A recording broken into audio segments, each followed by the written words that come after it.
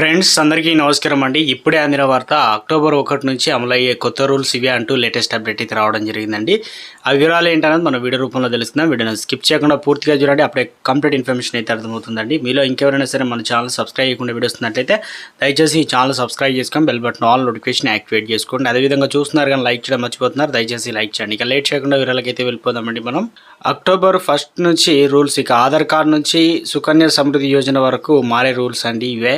మాదిరిగానే అక్టోబర్ 1 నుంచి కూడా అనేక రూల్స్ మారుతున్నాయి. ఈసారి కూడా బడ్జెట్లో ప్రవేశపెట్టి ట్యాక్స్ రేట్లను కొంచెం సేవింగ్స్కు సంబంధించి వివిధ అంశాలు రూల్స్ ఈ క్రమంలో మారిపోతున్నాయి. అయితే ఈ అంశాలు వ్యక్తుల ఆర్థికపరమైన నిర్ణయాలు లక్ష్యాలపై ప్రత్యక్షంగానే ప్రభావాన్ని చూపనున్నాయని చెప్పేసి నిపుణులు అయితే చెప్తున్నారు.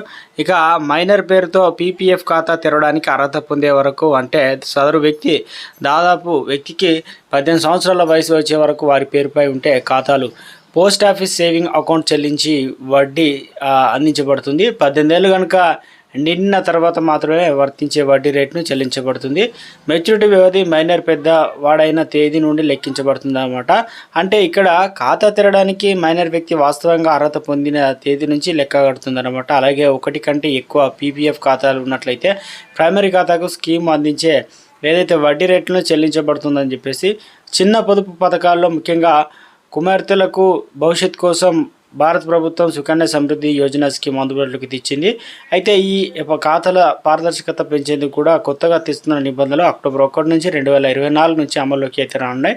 ఈ క్రమంలోనే చట్టబద్ధమైన సంరక్షకాలు అనగా కాకుండా ఇతరులు, అంటే తాత మామలు కావచ్చు, సంరక్షకతలో కనుక తెరిచినట్లయితే గార్డియన్ యాక్ట్ ప్రకారం సహజ సంరక్షకులుగా సజీవంగా ఉన్న తల్లిదండ్రులు లేదా లీగల్ గార్డియన్ బదిలీ చేయబడుతుంది. అలాగే మార్గదర్శకాలు విరుద్ధంగా తెరిచిన ఖాతాలు పరిగణించడం ద్వారా సక్రమంగా లేని ఖాతాలు అయితే మోసించబడతాయి అన్నమాట. ఇక ప్రతి నెల మాదిరిగా రానున్న నెలలో మొదటి రోజున సైతం దేశంలో చమురు విక్రయదారులు ఎల్పిసి అనగా సిలిండర్ ధరలో మార్పులు ప్రకటించవచ్చు.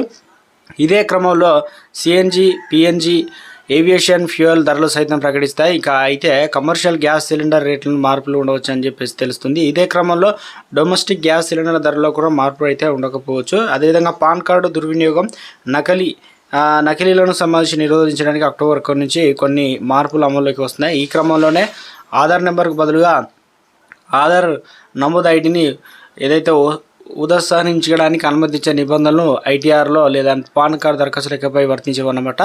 షేర్లు బైబ్యాక్స్ రూల్స్ సైతం మారిపోతున్నాయండి. ఇక ఈ క్రమంలోనే అక్టోబర్ 1 నుంచి వాటి షేర్లను బైబ్యాక్ విషయంలో కూడా డివిడెండ్ మాదిరిగానే షేర్లు హోల్డర్ స్థాయిలో పన్నులో లోబడి ఉండనున్నాయి.